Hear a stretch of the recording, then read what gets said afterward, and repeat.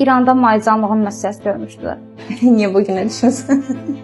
Paxıllığımı çəkən bir dostum kimi. Kabusum. Daha çox anam mənə sual verdi. Niyə yaranır, niyə belə olur, sənin üzün falan. Ondan narahat olurdum. Ən çox məktəb vaxtı olubdu. Həm yaşlarımda akne olmayıbdı, ona görə də özümü pis eləmişəm. Ən çox tədbirdə ya da görüşdə gedəndə belə adam narahat gedirdi. Akne mənə ən çox şəkil çəkdirəndə narahat edirdi. Çox pis, xatırlamaq belə istəməzdim. Paxıllığımı çəkən bir dostum kimi. Bura yadıma düşəcək ki, bura gəlmək lazımdır.